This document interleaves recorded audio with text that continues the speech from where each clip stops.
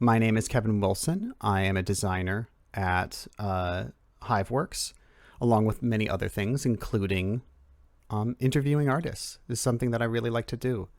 And today I have the incredible good fortune of being able to have a short chat with Ashanti Fortson. Hello, Ashanti. Can you introduce yourself to everyone? Kevin, sure thing. Thank you for having me on. I'm really excited to get to chat with you about the cool topics that we'll be chatting about today. A little bit about me. I'm a cartoonist, I'm an illustrator, also professor teaching illustration. Um, I primarily write and draw comics that are focused on um, reflection and processing of emotions in fantastical settings for the large part. And my most recent work, which is out through Hiveworks, is called Leaf Lace, which kind of handles the topic of grief and loss and love through the context um, of textile work and Immortal's experience of grief and love. Yeah, I wanted to talk to you about that because I read Leaf Lace and I was blown away. Like it's incredible. Um, and I was really affected by how quickly you're able to create a sense of depth with these characters, a sense of like I understand their connection very clearly. Um and I mean, first of all, like how did you get to understand these characters so well? You're so good at getting across their whole being in just like a couple pages, like not that many panels.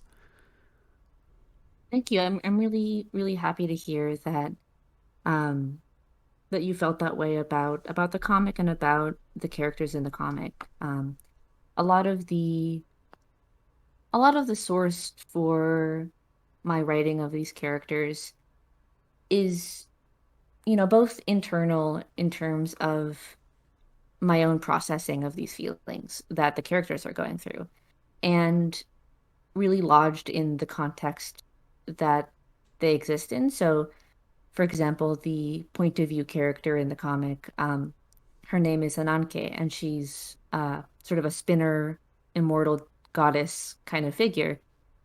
She spins the life threads of mortals in a style sort of similar to the Fates in Greek mythology. Yeah. And I wanted to think about through her, how does she experience grief when her partner, who is mortal, ages and dies? So, the way that a mortal experiences grief is different than how an immortal will experience grief. And I was really intrigued when I was conceptualizing this character and this relationship and these feelings. I was really intrigued about how an immortal's relationship to death and to grief, in a way, might be similar to that of a child who hasn't really come to terms with or understood yet in full what it is to be alive and be human and experience loss and experience grief and experience death. Um, but not quite a child because she's an adult and she's immortal. So she's seen a lot, but at the same time she hasn't lived a lot. Um, and that really informed the context for her, and sort of the opposite end of it. Um, Her partner Nimi is mortal and has experienced the life of a mortal and has a different relationship with death. Um, so it's a lot of the character writing really came through the anchor of death and how people relate to death and grief and loss, um, and attachment as well. How do we feel about death when it's abstract, and how do we feel about death when it's the person you love? Yeah. Yeah. Like it's very powerful how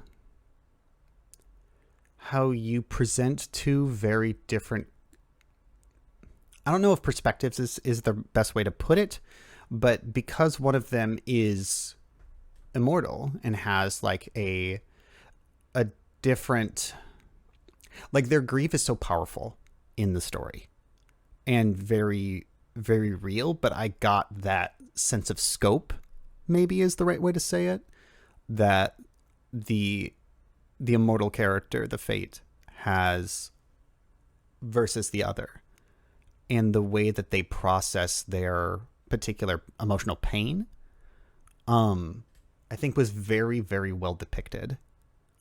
Um, in this story, when you when you conceptualized it,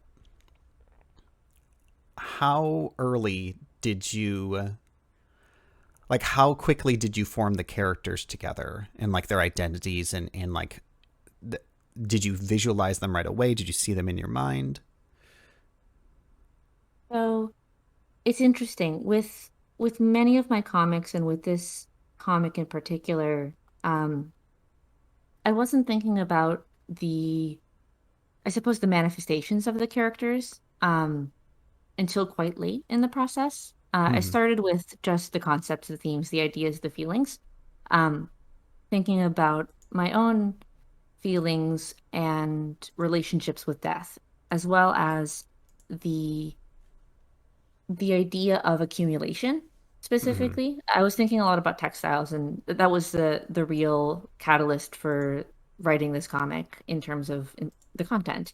Mm-hmm. Um, I was thinking about how knitting, which is featured in the comic, but crochet as well, embroidery, all sorts of textile work, weaving, etc., is built on the idea of accumulation. You know, one thing at a time, one bit at a time, and that ties into my understanding of death in a very direct way, where grief kind of functions as an accumulation, um, and the way that time and death and life and all of these things kind of intersect to create a an accumulation of many different things. It can be grief, with many deaths in one's close circles. That's an accumulation of grief, but also an accumulation of memory. So thinking about um, how in the story,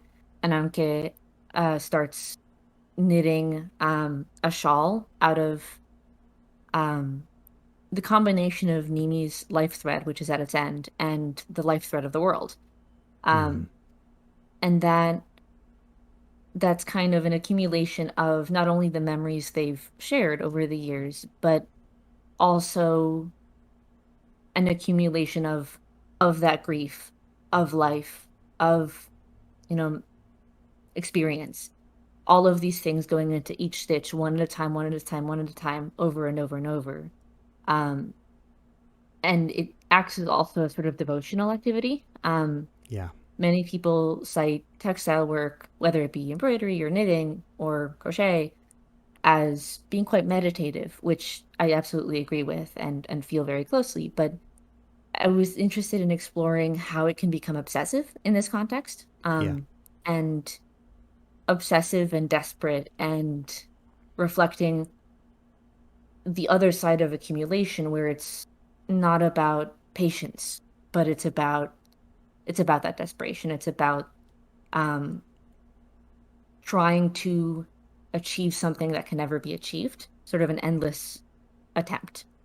Yeah. Um, and so the characters really came from the combination of all, that whole concept web of knitting and accumulation and grief and whatnot, and my own feelings about processing death and processing sort of the idea of premature grieving or preliminary grieving in advance of someone's death, thinking about the anxiety or the processing that needs to happen or that can happen, um, thinking about the possibility that someone will die at some point, keeping in mind that we all will. Yeah. Um, So they were really born from those concepts and how I wanted to contextualize those concepts in a way where they weren't just concepts, where they took human form and they took human emotion and they are something that people can connect with um, and that feel concrete on the page instead of theory about death. Yeah. I think you definitely succeeded in those goals. Like the the way in which you are able to really solidify in this story the emotional place that all of them are in. And you mentioned the the obsessive quality of working on a meditative art form like textile work. And I think that you did it such an amazing job in this story of conveying how someone gets there and how someone gets out of there. um I don't know if you can spoil a short story, but like in the context, to give context of what I'm saying, th- this character goes one of the characters goes through a process of grief, and that arc, you are able to build to it and then capitalize on it so very well. um and I'm amazed at how you are able to put in that like magic, that like dreamlike quality of the fact that it's an immortal character who has, this effect over the world. Um, but also like it just feels so incredibly grounded. And I'm hearing your response. Of course, that's how it comes across. That's how it works. And what what made you decide to make it a short story? Right. So I think with this comic, was it's a combination of factors. One of those factors was the sort of logistical factor where um it's in the context of a project and I'm coming up with an idea for a pitch that works within the page range and it kind of makes sense for the pacing of that page range without feeling too squished or too open. Um, and this was one pitch that I had kind of fermenting a little bit or simmering a little bit for a few months prior, and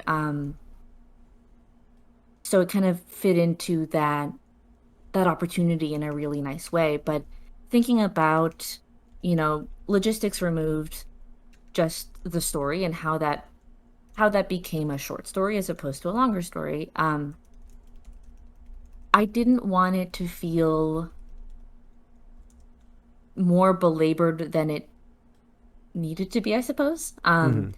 There there is an opportunity with short stories rather to give a snapshot, and that snapshot, when the format is utilized effectively, tells us a little bit about something. And the something that I wanted to talk about, as I've mentioned before here, is that relationship to death and that processing of losing a loved one, especially a partner, and how that all kind of fits together with this idea of textile and knitting. So the short format felt really appropriate for this story because um, it it wasn't something that needed 100 pages, 200 pages. Um, the pacing just kind of lined up in a nice way where it ended up being 25 pages, and that was the space that I needed for the story. Mm-hmm. Um, I wanted to focus within sort of the pacing or um, what I'm showing in the story. I wanted to focus the on the time period within these characters' lives where they're dealing with death. So not showing too much of their lives together when Nimi is young, and or middle-aged or growing older, but, really at the end of her life. Hmm. Um, because I think that I wanted to show their history together, not through actual pages upon pages upon pages, but rather how they are relating to each other in this moment. Yeah. Yeah. And I think that you do such an amazing job of finding like a core sample of their experience at this point in time, and how it really, I believe it's only like 2 or 3 panels that you spend building that history of like, here is here's how they spent time together. But even still, you're keeping it very close to where their current age and state is. And it's really powerful how you clear a lot of clutter away in the story. Of, like you said, like, you don't need to go through the entire history of their time together. I know that they've had a long time together. They say that, and one of the characters' emotional state is not being able to, wanting more time. Um, and it was really powerful how you're taking a tone, an emotion, a feeling, and really honing in on that and presenting it to me when I was reading.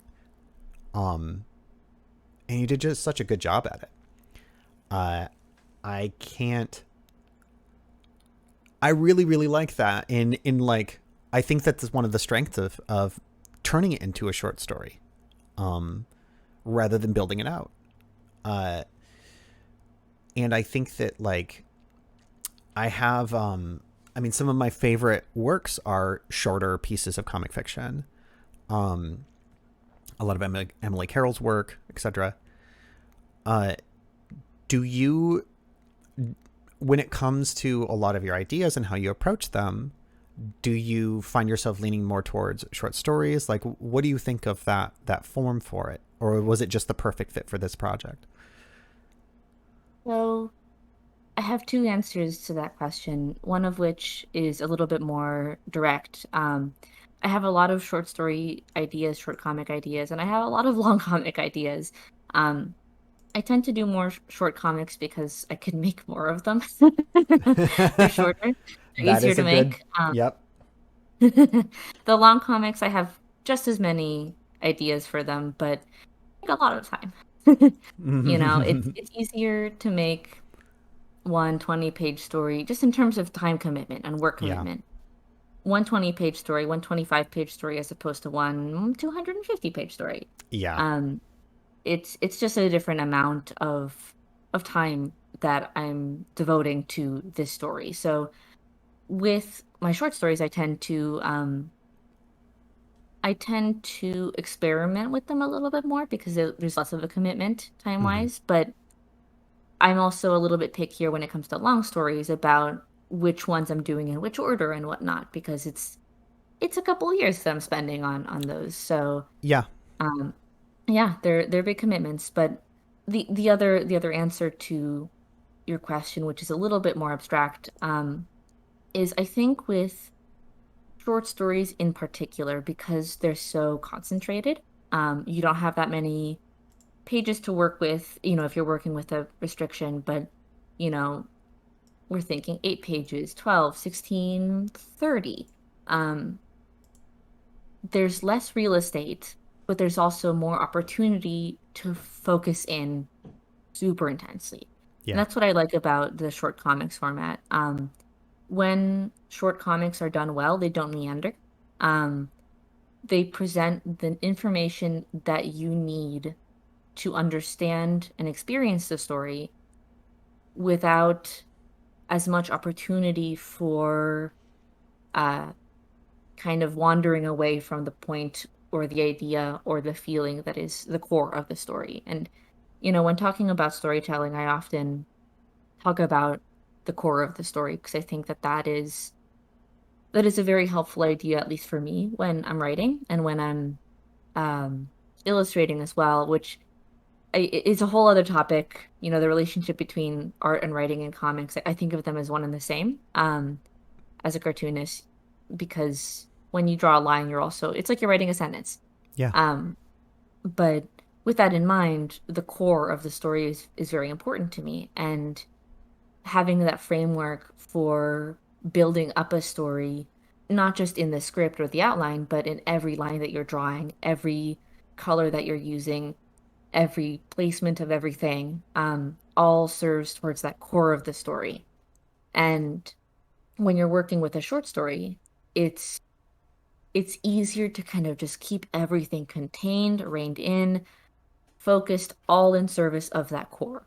When you're working with a longer story, say a 200-page graphic novel, it's still absolutely possible. And I think, the graphic novels that I enjoy the most are ones where that core is just so tight and everything is um, not even necessarily tightly plotted, but um, tightly directed towards that core, whatever the core might be. Um, but there's more opportunity to kind of get lost in the sauce, so to speak. You have more Yeah. pages. Um, and with short stories, as I said, there's less real estate, so you have to be a harsher editor with yourself. And if you're working with an editor too, that I think is always a huge help, an editor that you trust, that understands the intent for your work rather, and gives feedback um, that helps you, whittle down the stuff that isn't moving towards that core, isn't helping boost the core up into the visibility of the reader, so to speak. Um, so I one of the reasons I really like short comic format works is the the way the format clears away the excess when done well. Um, and the way that it becomes easier to just kind of give a very, very concentrated um, essence of the concept you're dealing with. Absolutely. I mean, that's yeah. The I found that in longer pieces of fiction, you can explore a random thought, or things around a concept, and it goes away, and readers don't mind it as much, or like they'll be like, oh, that plot thread didn't go anywhere. But with shorter fiction, I do agree with you. I really like how, I mean, short works in general, how you're able to build it on a central sort of pillar and make it like fits perfectly into the spot you want it to fit. And it's really fun. Like I find that, I mean, as a designer, of course, I would like something that's like designed for, a fit thing. Um, but I really enjoy that.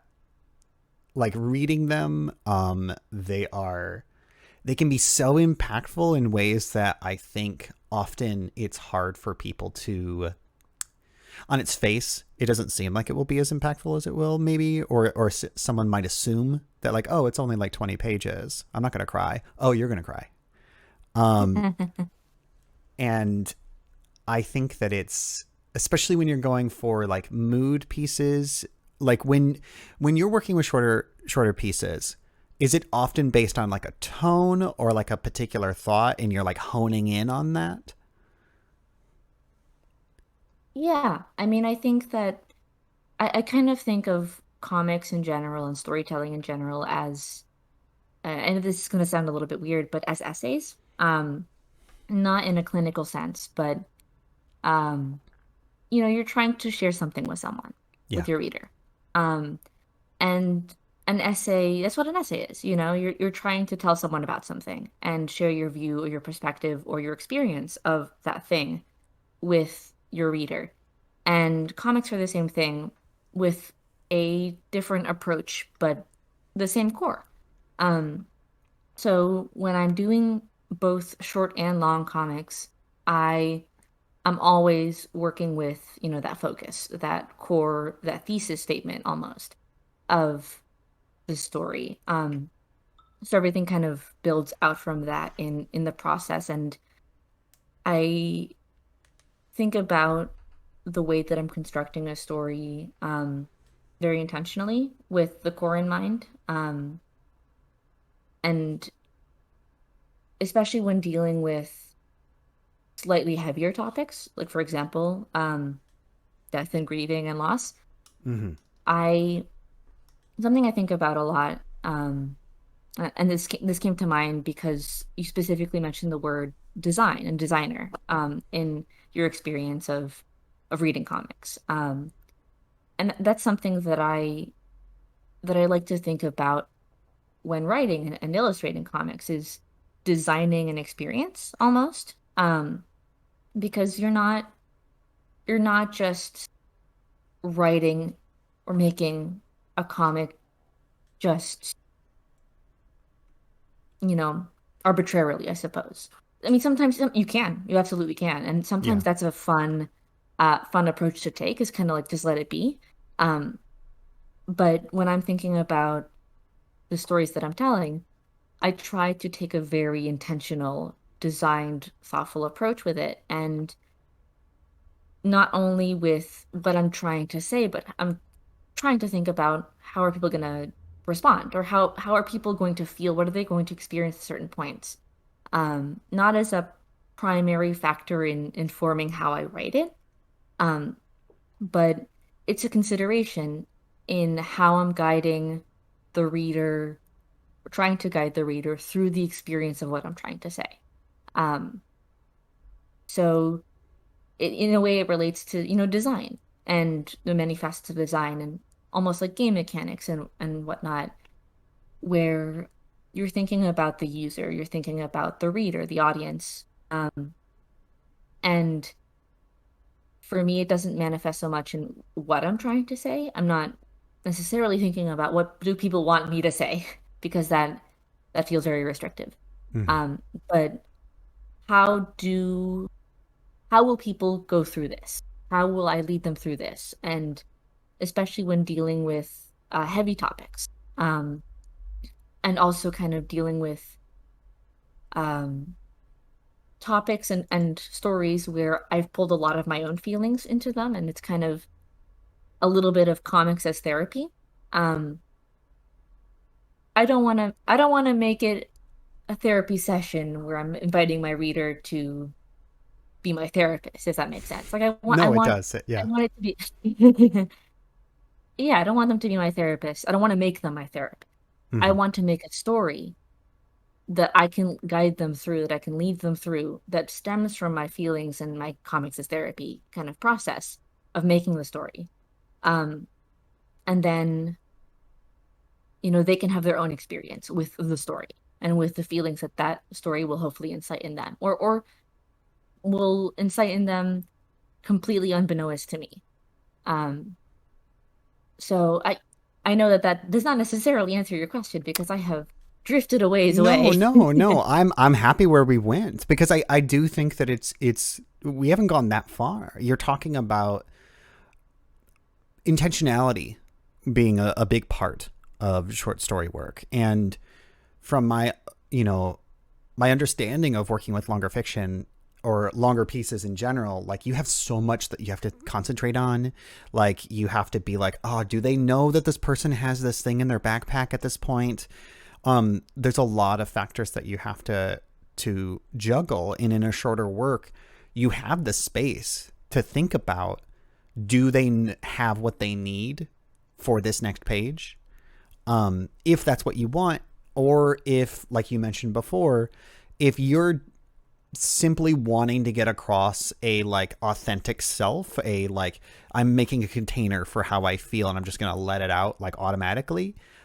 That's also, I mean, this is, it feels kind of like a cheat to say this, but that's also design. You're making sure that that thing can contain your true self. Like 24-hour comics, I think are similar to this, where you are trying to, you have a structure, 24 hours, and you talk about your life during that point.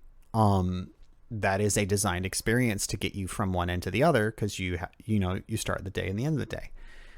And to touch on your point about grief, I definitely got that from reading Leaf Lace, that you were being incredibly responsible with the topic matter, like the subject matter you were picking. There have been, I don't think always intentionally, but there have been a lot of pieces of fiction that I've read where they invoke an emotion and then they kind of don't know what to do with it, or they don't know how it's going to go through. They're not thinking about how it's going to go through the reader's body. And sometimes that's on purpose. They want to invoke that and have you sit with it. And here, I think that there's so many things I loved about Leaf Lace, but definitely one of them was that you brought up something really raw and real, and then like slowly let me process it and go through with it. And at the end, I was able to like do other things rather than lay down. Um, and I can tell that. I can tell the intentionality, while you were going through it, building it. And when it comes to, I mean, this is going from something very emotional and real and powerful like Leaf Lace to like web design. But my experience doing design, I will often think about like, what is this person's journey through the site? And are they getting what they want? Do they know what they need at this point in the journey? And I love that about your short work. You are very, very good at that. And I can tell just from what you're saying. When have you found, because like in general, do you, what is the impact of a story like Leaf Lace for you? And your short work in general for like readers, have you found that it's has going through that? Because you said you don't want this to be therapy, but it must have been therapeutic to do. Certainly, certainly. And I think for me, the distinction with regards to that comment about, I don't want it to be therapy is I don't want it to be an uncomfortable kind of experience for the reader where they feel Yeah. like they're sitting in on my therapy session. Yes. Um, and they haven't signed up for that. Um, it was an incredibly therapeutic comic to make. So I believe very strongly in the value of quote unquote comics as therapy. But where I think that really fits is the process of making the story, for me at least. I Mm-hmm. think that, I pour all those feelings and all that processing into the creation of the story, but at the end, the story is not the therapy session. Um, the therapy session was me making it, and that was just for me. But, I channeled the therapy session, the feelings from that into the work so that the work um connects to those feelings, connects to that processing, and connects to that real emotion that I'm feeling while making it. Mm-hmm. But it's also distinct from my actual, processing and therapy session. It lives as a work on its own. It lives as a story on its own that can be separate from my therapy session, if that makes sense. Yeah, Um, absolutely. It I does think make sense. Like the if you were to drop me into a therapy session, um, I would need a lot of context. Like I would be out of my element, or have a lot of struggle to figure out what's going on. On top of, I know what you mean when you say you don't want this to be therapy. That, you don't want the reader to be in on your therapy session, in that you know what you're saying. And I have read work before, intentionally, and I mean, I don't know the authors, so I can't say, where it sometimes feels like because they haven't put this intentionality behind it, it can feel like they're trying to get the reader to agree with them, um, or absolve them of something that they're struggling with. And in Leaf Lace, definitely, it feels like you have processed the emotion, or at least like there is a separation between you and the reader, and you are presenting something to the reader intentionally for them to interpret. Right. Um, Right. and I think that there is a distinction there, that you have thought through. I definitely can get that. Right. Like the separation is very important because, at least for me, because what I want to avoid is putting a burden on the reader to, putting a responsibility for my feelings onto the reader. Um Yes. Yeah, that's a because, like, great way to put it. I have tons and tons and tons of feelings while making comics. I cry all the time. I'm a crybaby. um and I'm constantly processing my feelings, but with short stories, and I'm not sure how much of this will be a direct segue from what we were saying before, but I think hopping from some of the ideas we've been discussing about, intentionality in designing and writing an experience, and being careful about and sensitive to the experiences and emotions of readers, Mm-hmm. and not kind of making them responsible for something that they haven't really signed up for. Yeah. Um, I think that, something that was on my mind when writing Leaf Lace, um, was the way that a lot of the time in queer works, queer fiction, and the expectations surrounding queer fiction, um, and also the expectations um, and standards, I suppose, surrounding fiction written about queer characters by authors who are not themselves queer. Um, I was thinking a lot about the bury your gaze trope, Yeah. and the way that it's kind of used for, cheap emotional shock, pathos in a lot of fiction written by non-queer authors about queer characters or featuring queer characters. Mm-hmm. Um, and the way that that is a very prominent representation of, particularly gay characters in fiction, when they're in relationships and are in loving relationships where one of them tragically dies. Um, and we're all tired of that.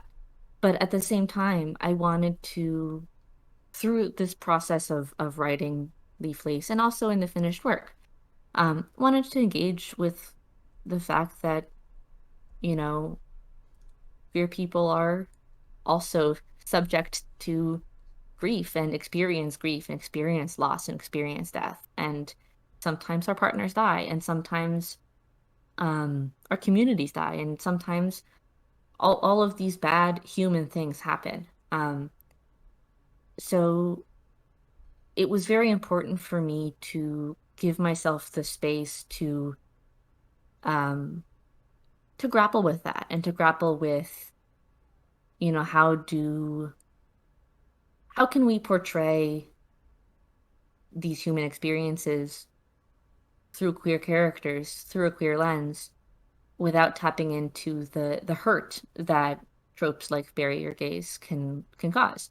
Um, and I think it's in the handling, for me at least, in terms of how I was intending for it to be read. With tropes like bury your gaze, it's not about processing, it's not about catharsis, it's not about um, understanding and connecting with the experiences on the page, or on the screen, or what have you.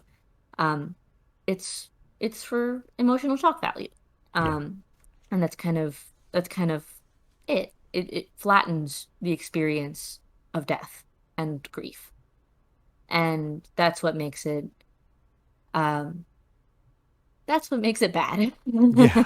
Um, it's not, the fact that grief is shown. It's the fact that the grief is so flat. Everything's so flat. And of course it's the repetition of that trope again and again and again and again. Um, but I wanted to be careful or be cognizant of that because it's how we're portrayed a lot of the time is dead. And and that sucks. Um, but sometimes we are dead. And sometimes we know people who are dead. And that's real. And like I think that there there needs to be room and there is room for queer stories that grapple with really heavy, intense topics and deal with death and deal um with loss and many other subjects. But I think, it's as with everything, all writing, it really comes down to how you're doing it and how you write your characters and their experiences as human, instead of flattening and dehumanizing your characters and thereby your readers. Um, Understanding that both your characters and your readers are human and experience these things in nuanced ways. Um, so that was on my mind a lot, and I can only hope that things have landed the way that I've wanted them to land. But um, it was definitely something that I was thinking a lot about. Well, I think it comes through. I agree with you. I think that the barrier gaze trope, I've seen it used in a lot of different contexts, and the main thing that jumps out to me when you brought that up was how it's often grief is such a personal process, and it's writing about queer death when you are. I don't think it's impossible, I would say, but I think it's very hard. It would be very hard for me to write a story about loss. I mean, during the AIDS epidemic in the 80s, um, I that is such a huge cultural event, and I would have to do a ton of research or some other thing. Um, and oftentimes, I agree with you when I see it. It feels like inventory management or cashing your chips in for something really quickly, um, rather than like going through that emotional process with someone. Here, I mean, like Leaf Lace and in a lot of, in particular, you are taking the time. First of all, you seat me in the person's mind, which gives me the ability to access their emotions rather than see them from the outside. Um, and that really helps. But there's many other things that you do that help, like move me through the experience of grief, rather than, like, again, I don't want to spoil it, but a monster doesn't come out and crush one of the characters and then they have to fight them with a sword or something.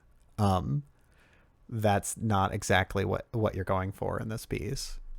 Um, and I think that it is it is really nice to be able to read something that goes through something as heavy as this, from a queer perspective, uh, and like I can tell the difference in that. I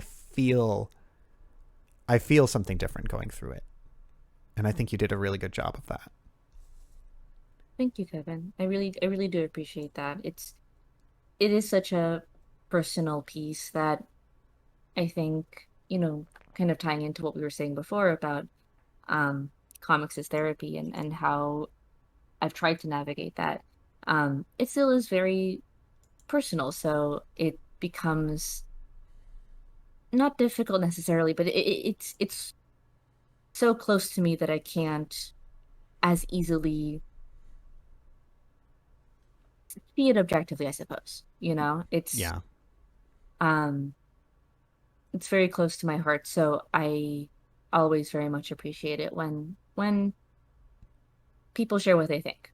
Um, and when I'm very glad when it has landed for someone.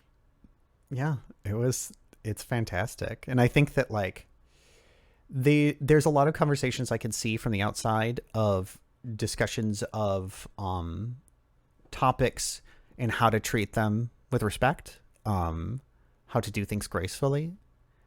And in particular, grief is one that I wouldn't say I've never seen anyone ever say it, but it's not talked about as much as other ones when it comes to queer storytelling. And I think that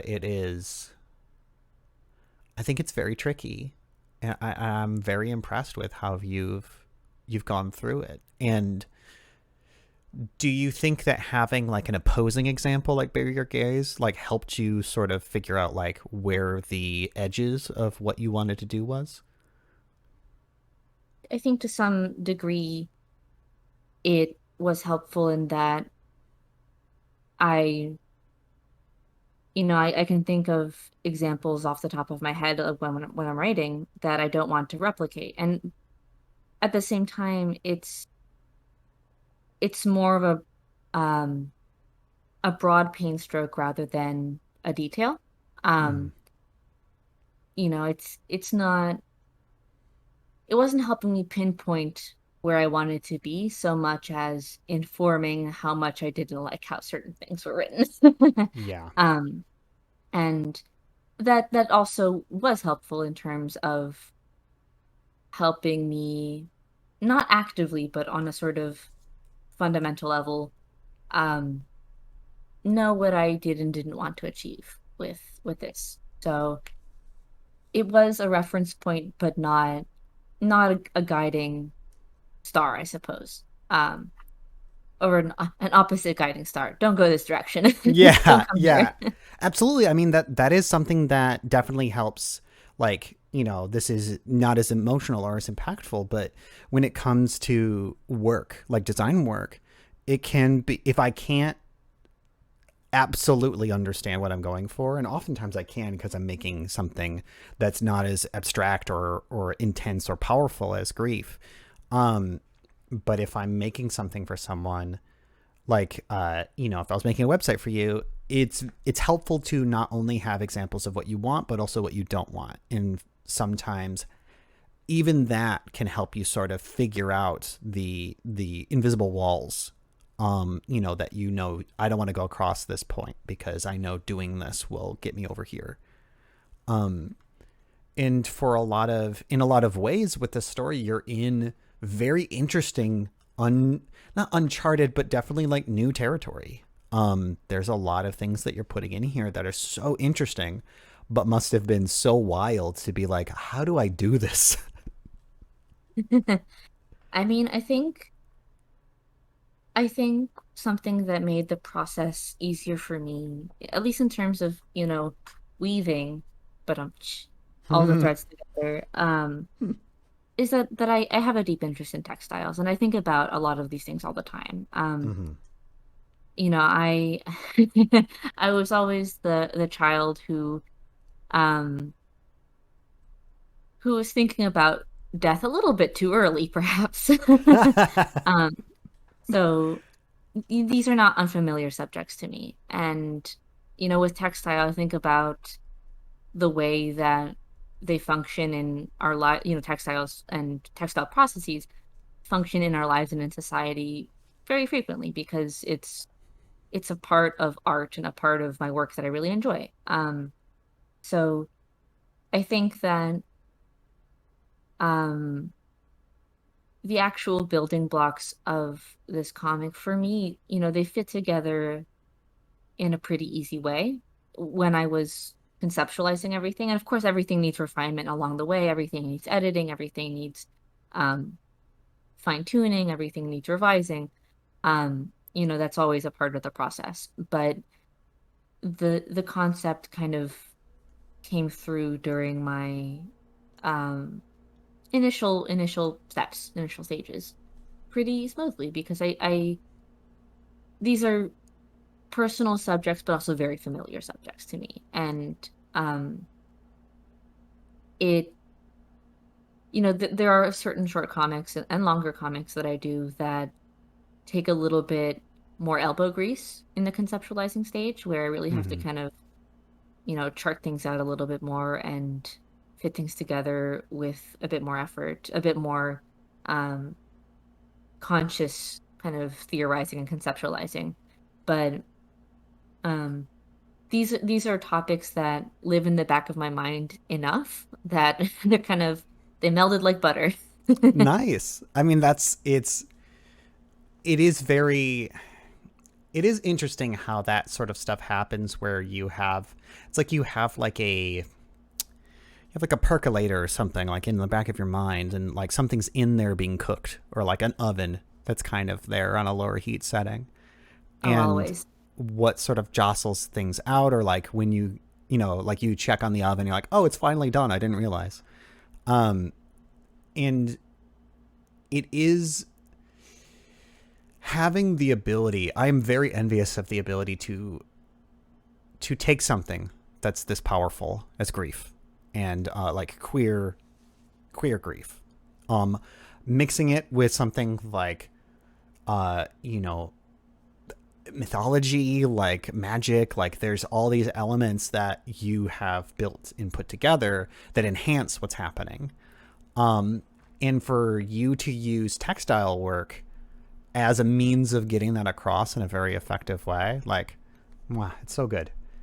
Um, Thank you. and I'm as someone who doesn't do textile work, I'm curious myself.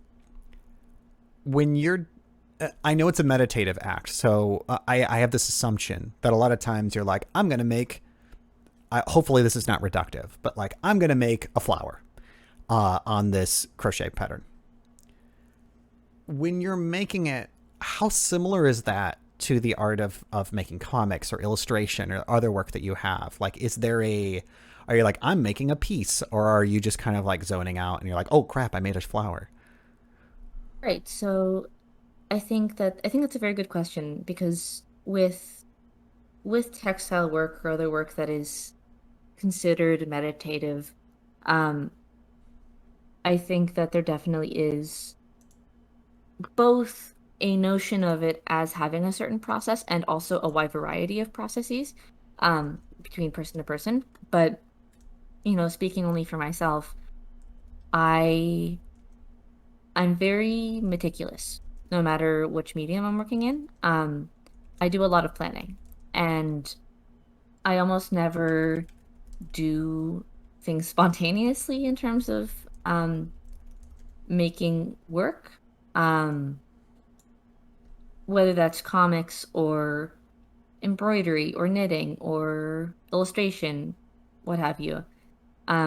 It always requires a lot of research and planning on my part, and I I value a lot of intentionality in my processes, not just with comics, but for everything. And so, with embroidery, for example, which I'm doing a little bit of right now as we speak, um, Oh, I have cool. multiple phases before I even start stitching. Um, I'm doing research, I'm doing conceptualizing, I'm doing some thumbnails, I'm um, doing a proper sketch and then printing it out and then transferring the design to the fabric, and then I can start stitching once it's in the hoop, and so on and so forth. So a lot of the concept or idea side of it is for me very, very planned, very controlled and meticulous and precise. Mm-hmm. But where I let myself not quite zone out, but relax a little bit more and kind of let it become more of a meditative process is when I'm actually stitching, at least with embroidery. There's there's an awareness that I have to have while I'm doing it, just as with comics. Mm-hmm. Every brushstroke on a comic page or every line on a comic page says something different than a different line in its same place. So I Yeah. have to be careful about how I'm using lines and colors and shapes, um, because I want them to communicate the things that I want them to communicate. Um, Same with embroidery, same with knitting. It's a little bit, in a way, more perilous, perhaps. Not actually, though I can stab myself with the needle sometimes, and that sure That is doesn't fun. sound fun. It's so fun. Um, but it's harder to change than a comic page, in Mm. Photoshop or Clip Studio Paint. I would have to, rip out the stitches. I would have to, with knitting, go back several rows and rip it all out and do it again. It's it's much harder to it's much harder to recover from making mistakes when doing Mm. textile work, I feel. Yeah. So I tend to zone out more when I'm doing comics, when I'm illustrating comics, than when I'm doing textile work. Much more aware of everything that I'm doing. But at the same time, the motion is very relaxing. So I don't know. Well, That's just my process. yeah, I think like I'm lucky enough to know some printmakers, and in that process, like once it starts, you cannot really make a lot of adjustments. And so a lot of their flow that I would watch them do is a lot of setup, and then it just happens. And they have to live like it's not like improv per se, but it is, like live. We've during this we've had some technical problems, but you just keep going. And there's something really freeing and powerful in letting something be what it is. Um, and from what you're saying, like there's a lot of planning when it comes to, there's a piece of embroidery right now up. Um, but as soon as you start going, especially if you're saying you can pull back, but it would take a lot of work, about halfway through, it seems like it would be, you're just going to keep going or throw the thing away. Like you're set at that point. And is that experience freeing to you once you hit that point where you're like, well, I'm committed. I'm going. Well, I for me it's honestly I don't start something unless I want to finish it. Um, so Cool. I think when the needle hits the fabric, when I've put the design on the fabric, it's gonna get done. Like I'm not gonna toss it. Um, it'll get done, and I'll do the best that I can with it. Um, but I try to be in my process both with comics and with illustration and with embroidery and knitting. I try to have all my planning be upfront as much as possible, being extremely thorough with every facet of the work, as soon as possible. So with comics, that can look like not just thinking about the outline or the script, but I'm thinking about every single stage as I'm doing every single prior stage. And um, that might seem like a lot of work, but it it jives really well with how I work because I don't want to have to change things at the end. I don't want Yeah. to be unhappy with what I've made at the end, and I don't want to have to revise and revise and revise and revise significantly at the end because that's just a waste of my time. Yeah. To not have put in the work before when it would be easier to change. That is not a way that I can work. Because with dealing with chronic illness in my day-to-day life, I have to be very, very careful about my time and energy. Yes. And I, the idea of skipping out on the work at the beginning stages and thinking I'll deal with it later, um, or I'll think about it later. And then I get to later and it doesn't work out and I have to change it all and I lose all that work. Absolutely not. Yeah. That's horrible. Yeah. I can well, I cannot directly relate to your personal experience. I can absolutely sympathize with that. Like I'm a very front heavy designer, and I've had experiences like that where once I get to the end, and if I'm not satisfied, or if it doesn't do, like if I made you a website and at the end of it I could tell that I did not achieve what I wanted, or I made you something that didn't work with you and how you operate, that really frustrates me. It feels real bad. So I'll often front load and do a lot of that planning. In your case, you're the one having a conversation with yourself, and I'm very jealous of that because you can do all that setup ahead of time.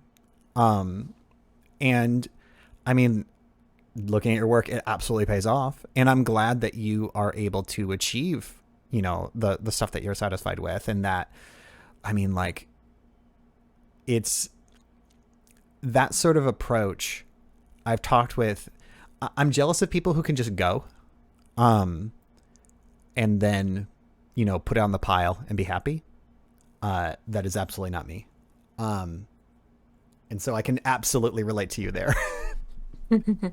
Yeah, I think there must be something very very freeing and very open and exciting and spontaneous about kind of letting go of the planning and letting it be. And I am also envious of that kind of liberated process, I suppose.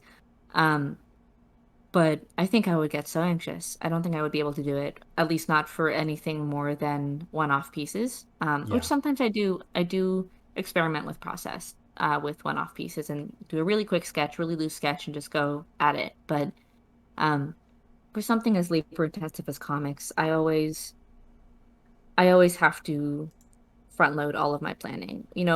When I'm writing, I'm thinking about how the colors are going to look. I'm thinking about what style of rendering I'm going to use, what style of lettering I'm going to use. I'm thinking about all of that at the very beginning because I don't want to deal with with hiccups when I've already done a lot of work.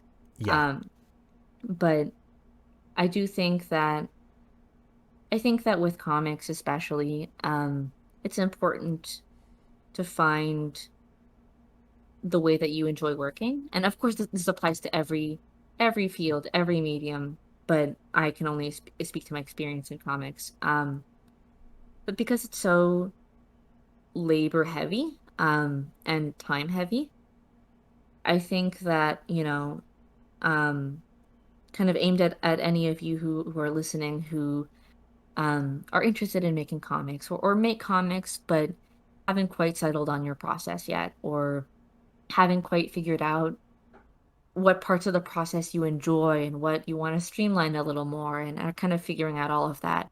Um, I think a good way to think about is a little bit of what we said before, about the burying your gaze trope as an opposite north star or guiding star, as a south star in a way.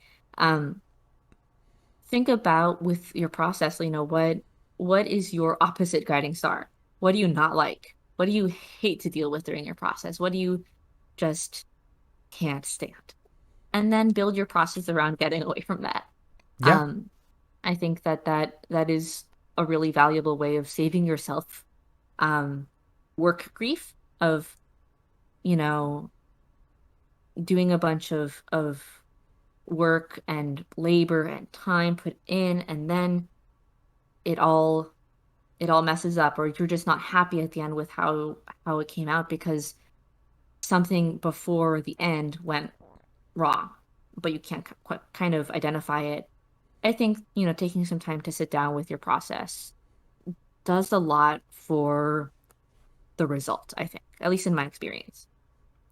I completely agree. From my own experience as a designer and as someone who interacts with a lot of people who do comics, um, I absolutely agree. Design often involves a lot of factors. And when you're working with something that's very complex, it can be very hard to understand what you didn't like about it, or like what did you enjoy when there's just so much stuff happening.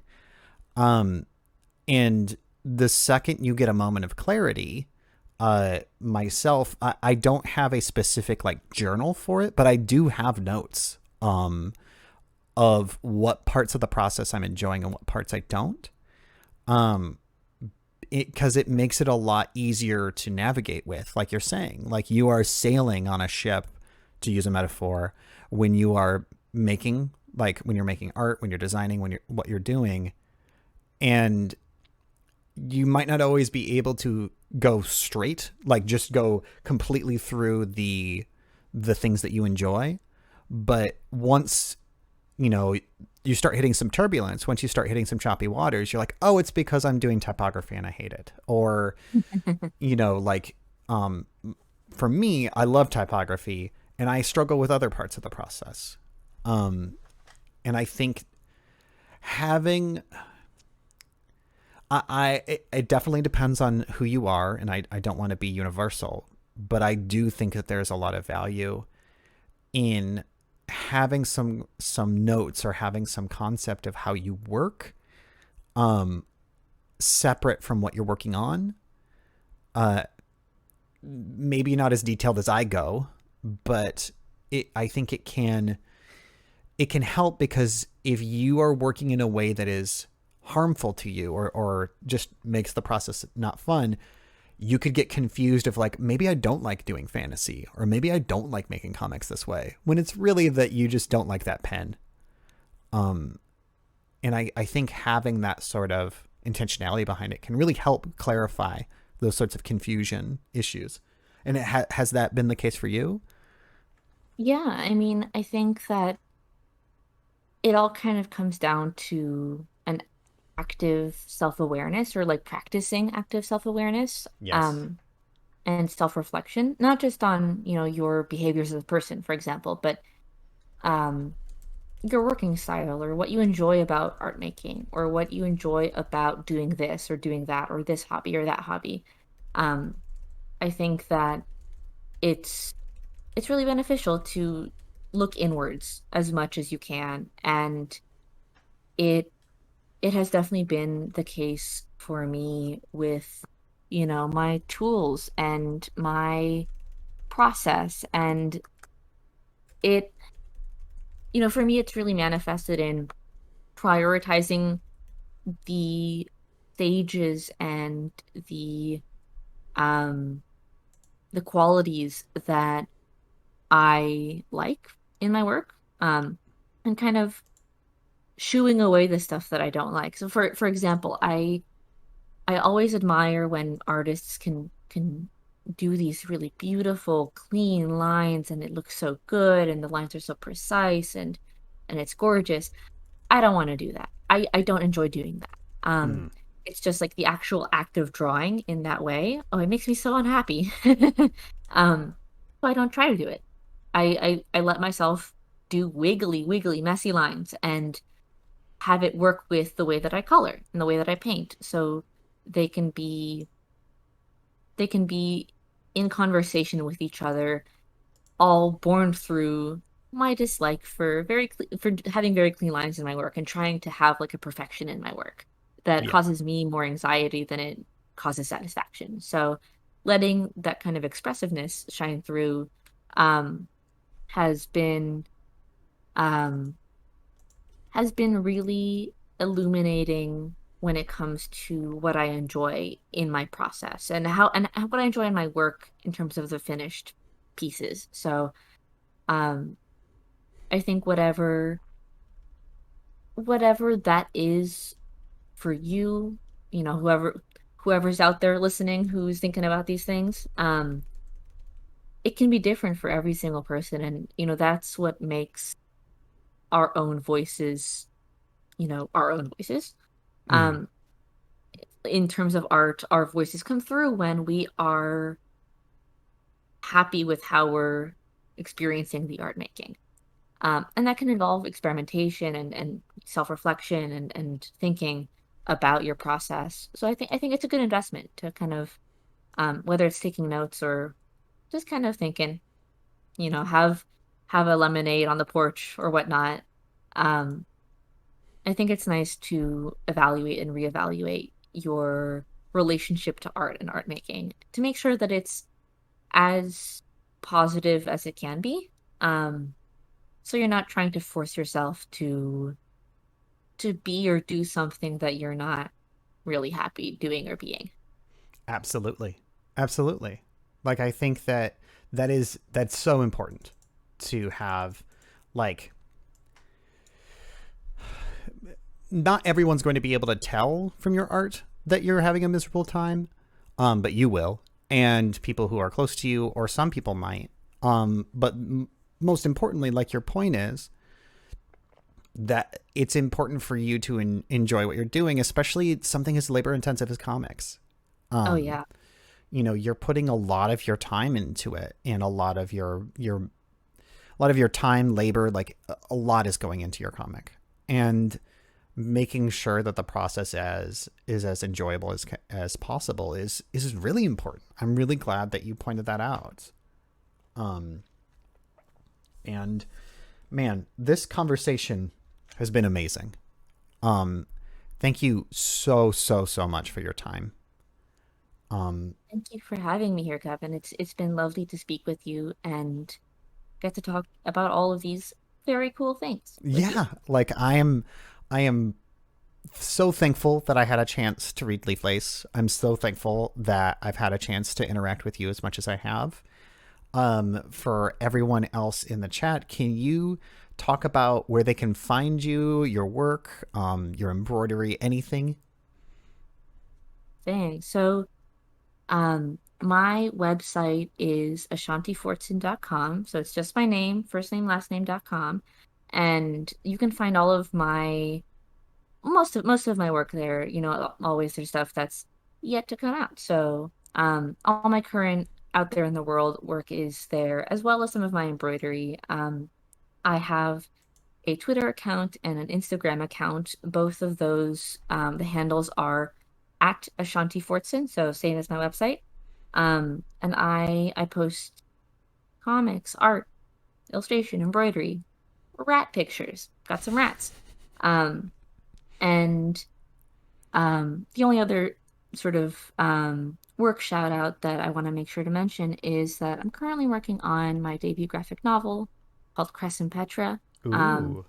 it's about a teenager with undiagnosed autism who is dealing with some personal problems, and they meet an android who is also dealing with some personal problems, and they become friends and deal with those personal problems together. Um, and just dealing with sort of the idea of what it means to be a person, what it means to be human. Um, and that will be out from HarperCollins in 2023, probably. So keep an eye out for Oh, that. that's I'll talk wonderful. about it on my social media when it's closer to the time as well. I'm definitely looking forward to that. That's amazing. Congratulations, by the way. Thank Uh, you. that's wonderful. That's so wonderful. Um, well, I think that I feel like I'm happy to take a break from the stream, and let everyone have a little bit of time before we jump to our next event. Once again, thank you, Ashanti. I would love to talk with you another time or anything. I'm definitely going to be following you after this. Thank you so much for your time. Thank you. Thank you. And thanks everyone for watching, for your patience with the stream. Yes. Streaming is hard. Tech is Absolutely. hard. Thank you. Thank you, Ashanti, for your patience. Thank you, viewers, for your patience. Um, but it's been wonderful to share this time with you, Ashanti. Um, Likewise. and I hope that you have a wonderful weekend. And I will talk to you soon. Thank you. You too, Kevin. All right.